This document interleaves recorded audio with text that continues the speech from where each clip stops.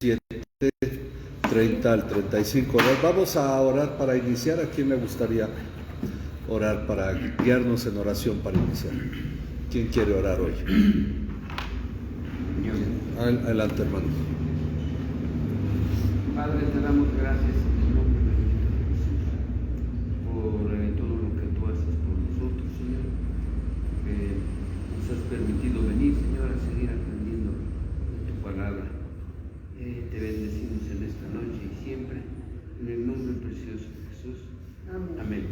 Amén. Bien, hoy vamos a continuar con el capítulo 7, nos quedamos hace 2 semanas en el capítulo 7, lo que es el discurso de Esteban.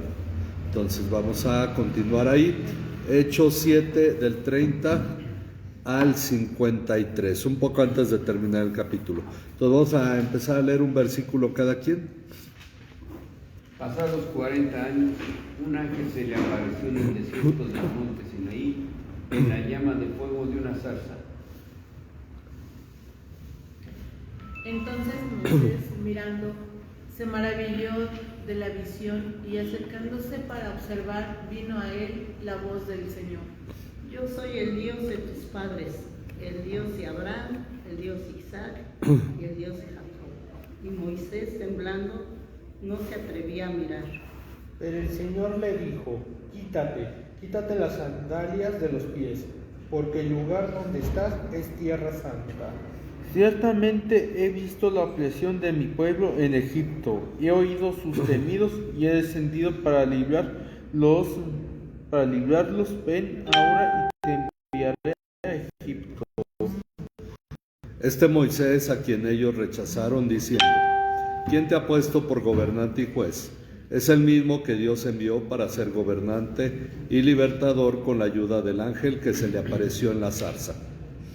Este lo sacó habiendo hecho prodigios y señales en tierra de Egipto y en el mar Rojo y en el desierto por 40 años.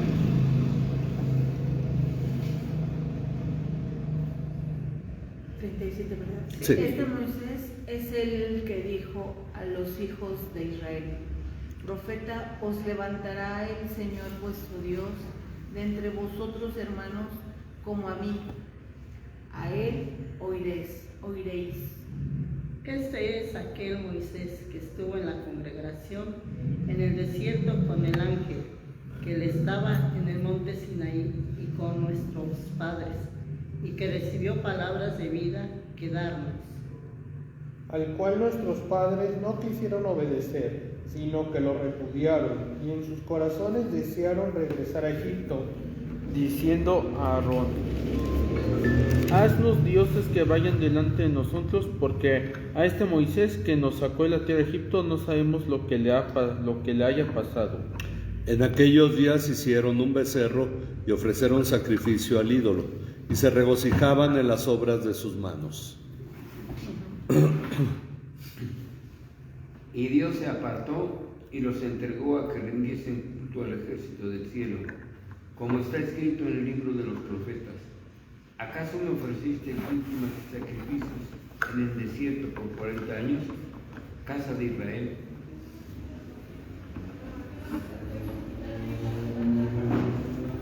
Antes bien llevasteis el tabernáculo de Moloc y la estrella de vuestro dios Refrán, figuras que os hicisteis para adorarlas. Os transportaste pues más allá de Babilonia. Tuvieron nuestros padres el tabernáculo del testimonio en el desierto, como había ordenado Dios cuando dijo a Moisés que le hiciese conforme al modelo que había visto. A su vez, habiéndolo recibido, nuestros padres lo introdujeron con Josué, al tomar posesión de las naciones, que Dios arrojó de delante de nuestros padres, hasta los días de David. Y David halló gracia delante de Dios y pidió el favor de hallar una morada para el Dios de Jacob. Pero fue Salomón quien edificó una casa. Si bien el Altísimo no habita en templos hechos de mano, como dice el profeta. El cielo es mi trono y el estrado de mis pies. ¿Qué casa me edificaréis? Dice el Señor. ¿O cuál es el lugar de mi reposo? ¿No hizo mi mano todas estas cosas? Ustedes que son tercos e incircuncisos de corazón y de oídos, resisten siempre al Espíritu Santo, como hicieron sus padres, así hacen también ustedes. ¿A cuál de los profetas no persiguieron sus padres? Ellos mataron a los que antes habían anunciado la venida del justo, de cual ahora ustedes se hicieron traidores y asesinos. Ustedes que recibieron la ley por disposición de ángeles y sin embargo no la guardaron. Ok. Dice, hemos iniciado el estudio de la defensa de Esteban ante el Sanedrín. Recordemos que se le acusaba de hablar palabras blasfemas contra Moisés y contra Dios, por lo cual sus acusadores decían que continuamente hablaba en contra del templo, lo que llaman este lugar santo, y de la ley, pues le habían oído decir que Jesús, y se refieren a él como este Nazareno, destruirá este lugar, o sea el templo, y cambiará las tradiciones que Moisés les había dejado. Así que Esteban inició su defensa haciendo un recuento de la forma en que Dios había hablado a su pueblo desde Abraham, para manifestar que una cosa son el templo y la ley y otra su función, así como la forma en que Dios se ha relacionado con Abraham y su descendencia antes del templo y la ley. Entonces vamos a la segunda parte de la predicación de Esteban. Dice, la lección pasada llegamos a la parte del discurso de Esteban, donde Moisés, creyendo que Dios traería libertad a Israel por medio de él, mata a un egipcio. Sin embargo, los israelitas no lo reconocen como libertador y lo rechazan, por lo que él huye de Egipto a la tierra de Madián. Bueno, ya el primer punto es que Esteban va a ir dejando claro que los israelitas rechazaron a Moisés, a quien los judíos en el tiempo de Esteban se supone que en algún modo tenían en muy alta estima. Bueno, dice, desde el día en que Moisés había huido de Egipto pasaron 40 años. 40 años.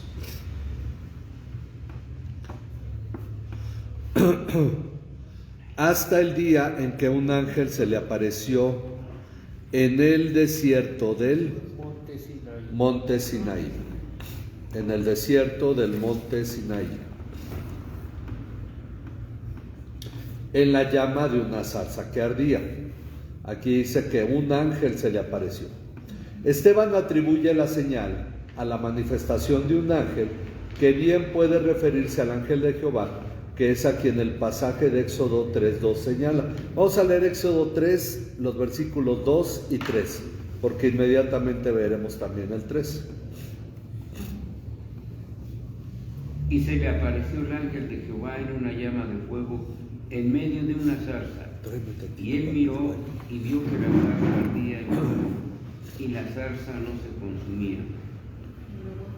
El 3 también. Entonces Moisés dijo, iré yo ahora y veré esta grande visión. ¿Por qué causa la zarza no se quema?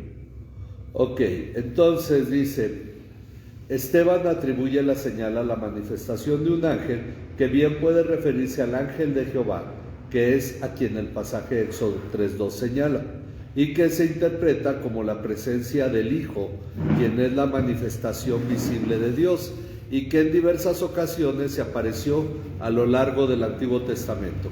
El ángel de Jehová se le apareció a Agar, fue la primera. A Abraham le habló cuando él estaba por sacrificar a su hijo Isaac. Le habló a Gedeón, a sus papás, se manifestó delante de Josué, es decir, aparece en varias ocasiones en el Antiguo Testamento.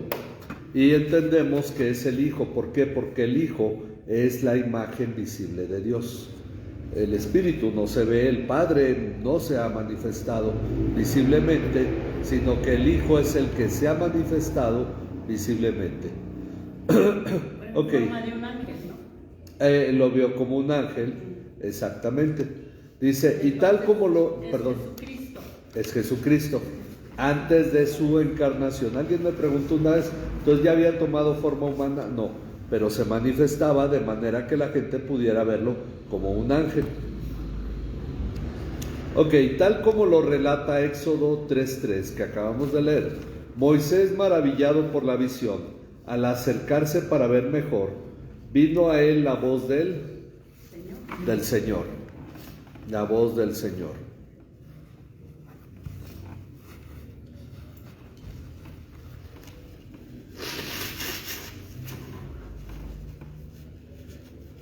La voz del Señor que le dijo, yo soy el Dios de tus padres.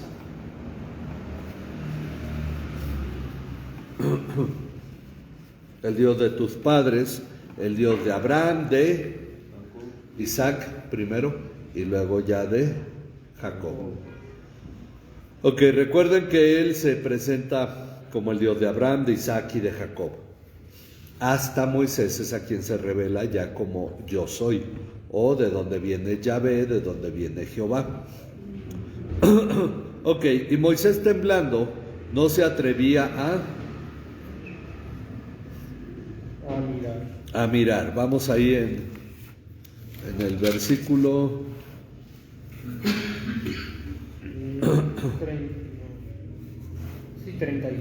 32. Ok, Moisés temblando no se atrevía a mirar. Pero el Señor le dijo, quítate las sandalias de los pies, porque el lugar donde estás es tierra santa. Y luego le dijo, ciertamente he visto la opresión de mi pueblo en Egipto y he oído sus gemidos.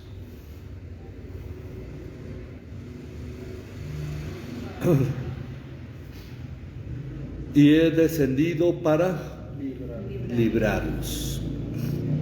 Ok, si voy rápido me avisen. He descendido para librarlos. Ven ahora y te enviaré. Gracias. Ven ahora y te enviaré a Egipto. Ahora Esteban resalta el hecho de que a este Moisés, a quien los israelitas rechazaron diciendo, ¿quién te ha puesto por gobernante y juez? Por gobernante y juez. Es el mismo que Dios envió para ser gobernante y libertador. Pero es interesante porque Esteban agrega algo más, algo que no viene en Éxodo. Con la ayuda del ángel que se le apareció en la zarza. O sea que el ángel es Cristo. Bueno, el Hijo, podríamos decir, todavía no tenía este nombre humano, ¿verdad? Pero es el Hijo, es Cristo. Con la ayuda del ángel que se le apareció en la zarza. Este hombre lo sacó haciendo prodigios y señales. Una cosa que aquí notamos la vez pasada fue que Esteban nos revela que en el corazón de Moisés él pensaba que matando al egipcio iba a poder unir a los israelitas para rebelarse a los egipcios y darle libertad. Pero vemos que él tuvo que huir por 40 años y entonces Dios le usa después de 40 años, no cuando Moisés pensaba que era joven, tenía 40 años. Ahora vuelve a Egipto y ya tiene 80 años y Dios lo usa para liberar a Egipto. La forma cambia, el momento es distinto. Moisés ha sido transformado en un cierto modo porque aun cuando no era perfeccionado totalmente, ya era un instrumento para Dios. Ahora, los israelitas rechazaron, lo haciendo prodigios y señales en la tierra de Egipto, en el mar Rojo. Sí, no habíamos terminado las 6, ¿verdad? En el mar Rojo y en el desierto. Entonces hizo señales en Egipto, hizo señales en el Mar Rojo, hizo señales en el desierto por 40 años.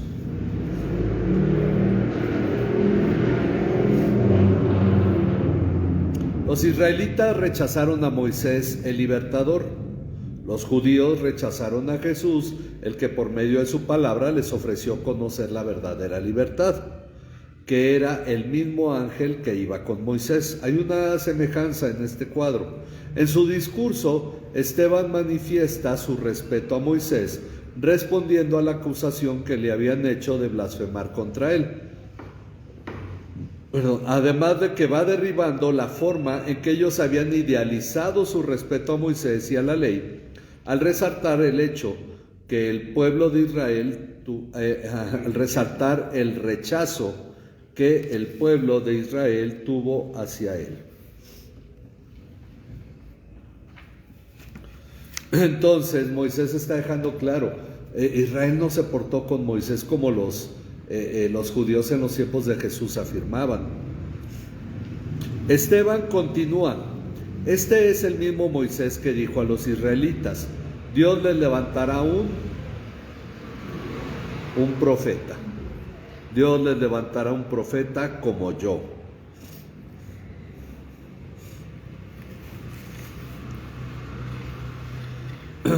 Como yo, de entre sus hermanos.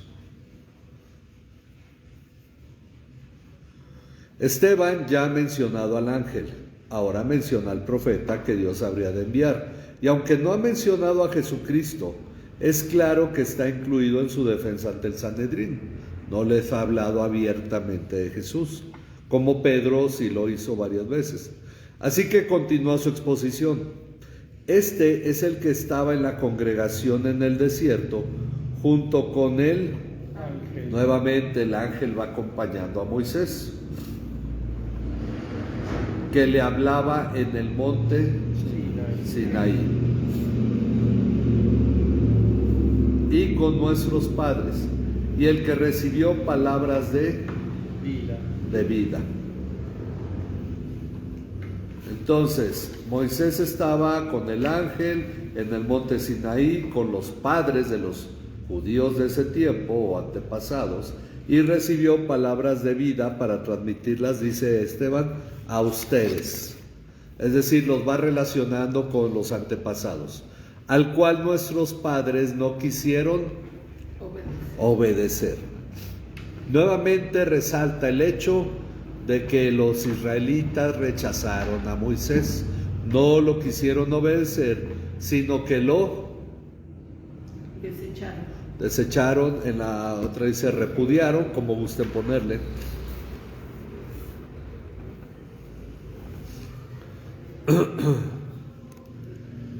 Y en sus corazones desearon regresar a Egipto. Decían, allá se comía mejor. Esclavos, pero comíamos bien. Bueno, ellos rechazaron a Moisés cuando él había subido al monte Sinaí. Esto no lo dice Esteban aquí, pero lo agregamos porque en realidad es cuando él subió al monte Sinaí. Estuvo 40 días. Por lo tanto, el pueblo dijo, ya se nos murió. Dice, ellos rechazaron a Moisés cuando él había subido al monte Sinaí, diciendo a Aarón, haznos, ¿qué cosa? Dioses, haznos dioses. Haznos dioses que vayan delante de nosotros. Porque a este Moisés que nos sacó de la tierra de Egipto, no sabemos lo que le haya pasado. Se cayó en un hoyo, un barranco, se atoró en un lado, se murió de hambre, de frío, le cayeron unas piedras, algo le pasó, ya son 40 días, no aparece, no baja, ya se nos murió. Esa era la fe del pueblo de Israel. Pero recuerden que ellos no tenían el Espíritu Santo, tampoco podemos acusarlos tan severamente, ¿verdad? Sí veían que Dios lo estaba usando, pero pues pensaban, Dios puede usar también unos becerros o unos dioses. Dice, así que en aquellos días hicieron un becerro, ahora sí. y ofrecieron sacrificio al ídolo, o sea, al becerro. Hicieron un becerro y ofrecieron sacrificio al ídolo y se regocijaban en las obras de sus manos. Aquí Esteban ya empieza a abrirlo, no solo a ese momento, ya al decir se regocijaban en las obras de sus manos, ya está recalcando que lo hacían continuamente después, también ya en tiempos posteriores a Moisés. Dice, en su exposición, Esteban ha señalado la relación de Dios con Abraham y con Moisés antes de la ley del templo. Recuerden, se le acusa de hablar en contra de la ley y en contra del templo, así como el continuo rechazo que los israelitas han tenido hacia Moisés y por consecuencia hacia Dios, de quienes los judíos habían acusado a Esteban de haber blasfemado. Dijeron, blasfemó contra Dios y contra Moisés. Bueno, de hecho al revés, contra Moisés y contra Dios, en una forma en que ellos percibían la importancia. Entonces, él está recalcando cómo el pueblo de Israel continuamente rechazó a Moisés y por lo tanto a Dios, y cómo no había templo y sin embargo Dios estaba cuidando de su pueblo. Así que Esteban ahora se enfoca en el rechazo que ellos han tenido hacia Dios, pues Dios se apartó de ellos y los entregó para que sirvieran al ejército del cielo. Cuando habla del ejército del cielo, no es que adorarán a los ángeles, sino a las estrellas, al sol, a la luna. Es el ejército del cielo. Entonces la gente en los pueblos han adorado al dios del sol, al dios de la luna, a estrellas, etcétera, todo eso, ¿no? Dios los dejó para que hicieran eso mismo que hacían otros pueblos.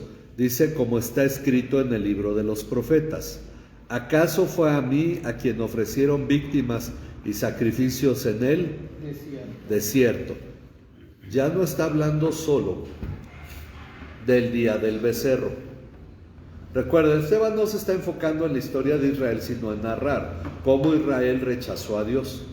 Ok, entonces Dios les pregunta, y esto es a través del profeta Amós que vamos a ver ahorita: ¿acaso fue a mí a quien ofrecieron víctimas, o sea, animales y sacrificios en el desierto por 40 años, casa de Israel? También llevaron el tabernáculo de Moloc y la estrella del dios Renfán, es decir, dos dioses cananeos, las imágenes que hicieron para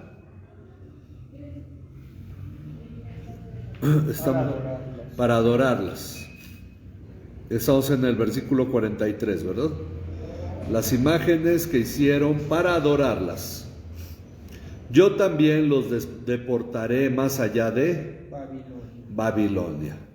Esteban recuerda a los israelitas, a los judíos, en realidad cómo ellos se comportaron con respecto a Dios. La cita que Esteban hace es de Amós 5, 25 al 27 con nuestra hermana. Me ofrecisteis sacrificios y ofrendas en el desierto en 40 años, oh casa de Israel. Antes bien llevasteis el tabernáculo de vuestro Moloc y Kium, ídolos vuestros, las estrellas de vuestros dioses que os hicisteis. El 27, ¿verdad? Sí. Ajá. Os haré pues transportar más allá de Damasco, ha dicho Jehová, cuyo nombre es Dios de los ejércitos.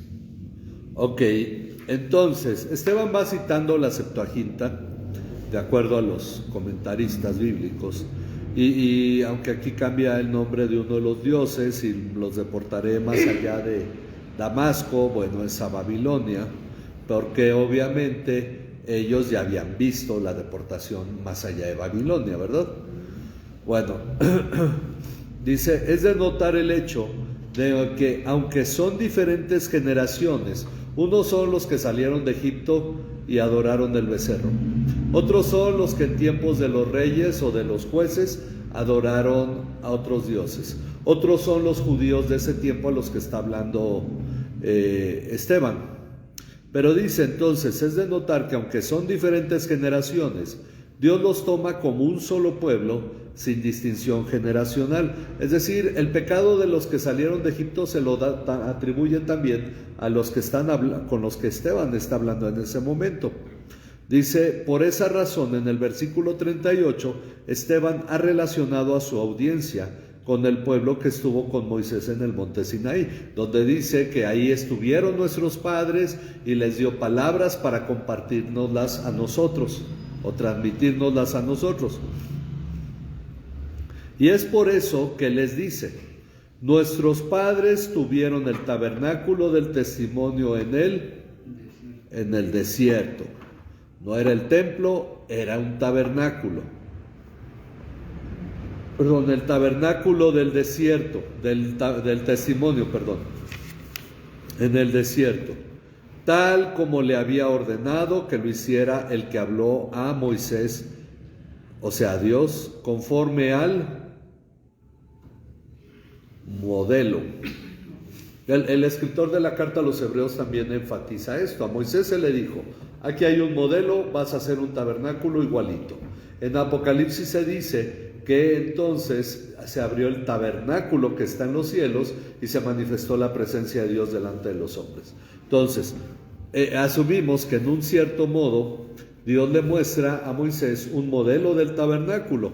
Nos dice que Jesús no entró al tabernáculo que estaba en la tierra, porque ese ya no existía, sino que entró al tabernáculo en los cielos. Podemos asumir, hay un tabernáculo en los cielos, o al menos estos 3 pasajes nos muestran acerca de un tabernáculo en los cielos, o 4 pasajes. Bueno, dice, a su vez, habiéndolo recibido, nuestros padres lo introdujeron con Josué. Está hablando del tabernáculo para señalar que aún no había templo. Al tomar posesión de las naciones que Dios arrojó de delante de nuestros padres hasta los días de David. Es decir, hasta los días de David nunca hubo templo. El afán de los judíos era un pretexto, porque en realidad no hubo templo hasta el hijo de David.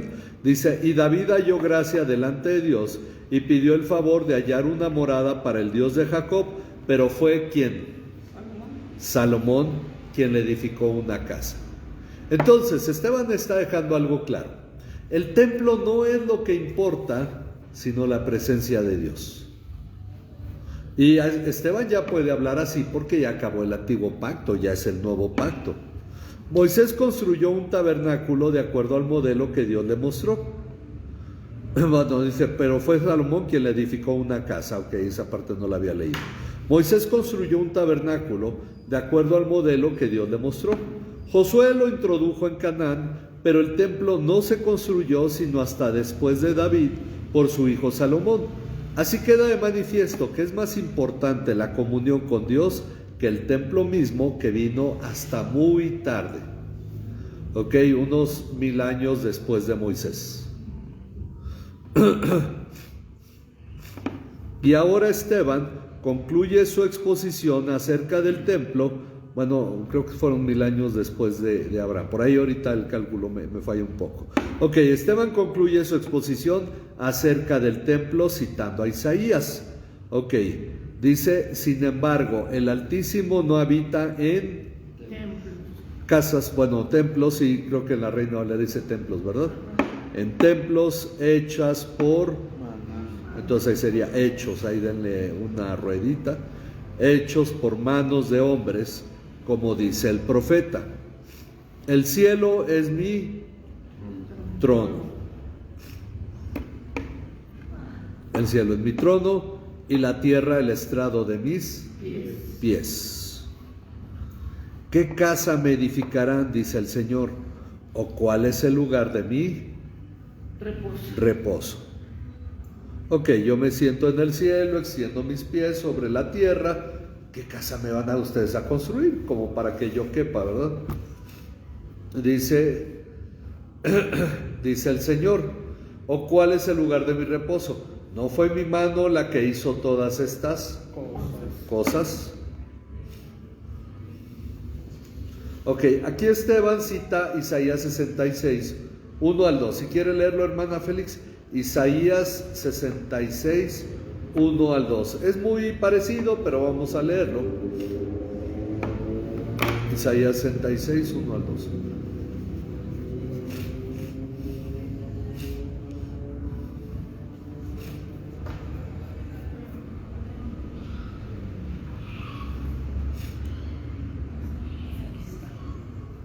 Isaías 66, ¿verdad? Ajá, sí, el último capítulo de Isaías. Ok, ahora es el versículo 1 y el 2. Dice, los juicios de Jehová y la futura prosperidad de Sión. Jehová dijo así, el cielo es mi trono y la tierra estrado de mis pies, donde está la casa que me habéis de edificar y como el lugar de mi reposo. Mi mano hizo todas estas cosas y así todas estas cosas fueron, dice Jehová. Pero miraré a aquel que es pobre y humilde de espíritu y que tiembla a mi palabra. Ok, entonces, Esteban cita este pasaje para poner de manifiesto que antes que el templo, la comunión con Dios es más importante, pues Él mira a quien es humilde y contrito de espíritu y que tiembla ante su palabra. Los judíos en ese tiempo ya no lo hacían. Entonces Esteban ya está cerrando la exposición para hacer una acusación muy fuerte. Dice, de este modo, Esteban ha dejado de lado su defensa para presentar una fuerte acusación a los judíos que no tienen temor de Dios, diciéndoles, ustedes que son, bueno, vamos a ponerle tercos e incircuncisos de corazón y de oídos. O sea, la circuncisión física no era el punto, sino el corazón limpiado de pecado, los oídos dispuestos a escuchar. Entonces, incircuncisos de corazón y de oídos, resisten siempre al Espíritu Santo, como hicieron sus padres.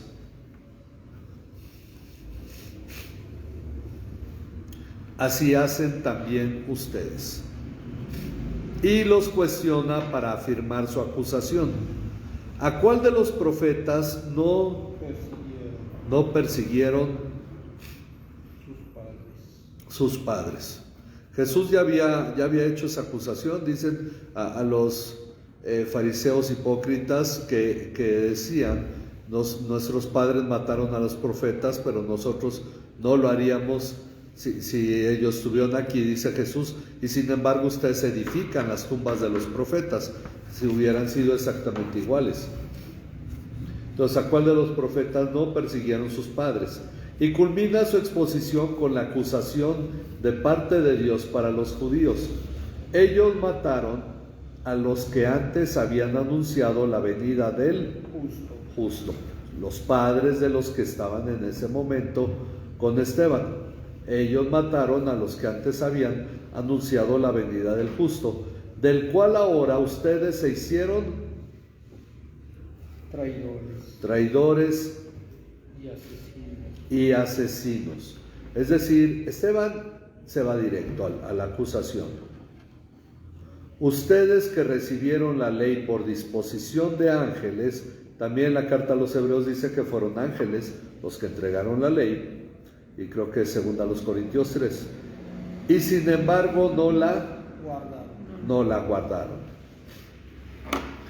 Ese es el evangelismo de Esteban. Pero ¿saben qué es lo más interesante? Este también ha sido el evangelismo de Pedro. Aunque muchos sostienen que la predicación del evangelio debe ser un mensaje atractivo para que la gente no lo rechace, háblales del amor de Dios, háblales del perdón, háblales de tu vida va a cambiar y todo eso. Pedro ha acusado a los judíos de haber matado a Jesús. Y ahora Esteban ha enfatizado esta acusación, es decir, Esteban se fue más duro que Pedro, pero Pedro en sus mensajes que hemos leído en Hechos siempre ha señalado eso. Ustedes mataron a Jesús. Pues el evangelio no es promoción de una fe, es exposición de la situación humana ante Dios. Entonces esto nos ayuda, porque si le podemos decir a la persona, mira, si tú en realidad no te conviertes a Cristo, tú vas a condenación eterna.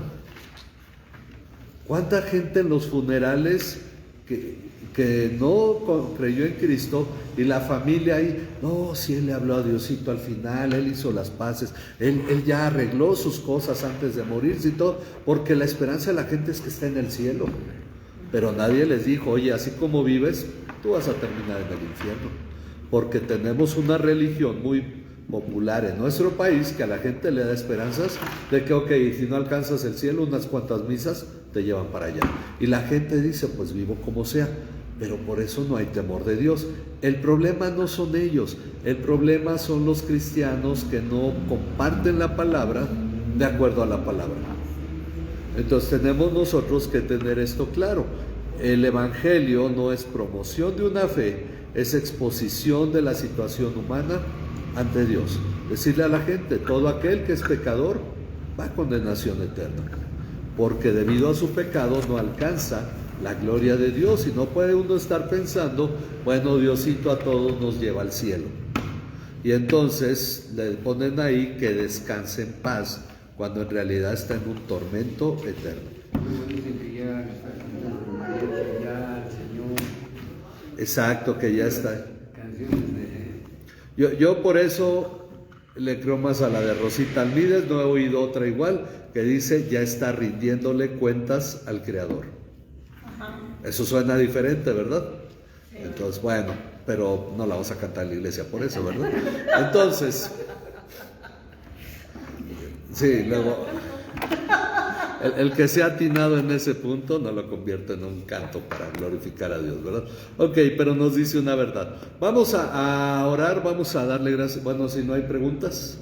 Si no, pues damos gracias a Dios porque ya tuvimos hoy este estudio, gracias a todos los que apoyaron el miércoles pasado para el viaje, estuvieron apoyándonos también el fin de semana para el viaje que realizamos, gracias a Dios por lo que pudimos hacer. Ya el domingo estaremos comentándoles sobre los resultados, lo que hicimos en este viaje y mostrándoles algunas fotos para que conozcan a hermanos, congregaciones de Acapulco, de otra parte del país. Ok, entonces pues vamos a darle gracias a Dios. Solamente recuerdo que la reunión de jóvenes se pasó para este sábado a las 4 de la tarde, entonces para que los jóvenes lo vayan tomando en cuenta. Y bueno, pues vamos a orar, a agradecer a Dios por lo que Él nos ha permitido hacer. Y bueno, también otro aviso, hoy me lo compartió el hermano Israel. Habíamos estado orando por su prótesis y habíamos enviado un video para que ustedes vieron la prótesis que costaba 75,000 pesos. Pues agradecemos a todos los que hayan enviado apoyo, porque hoy me comentó que ya se había completado la cantidad. Entonces, pues por la gracia de Dios, gracias a Dios por todos los que apoyaron y que tuvieron esta disposición para participar con él en esta obra. Entonces confiamos que es de bendición. Vamos a orar para agradecer a nuestro Dios y vamos a ponernos en sus manos.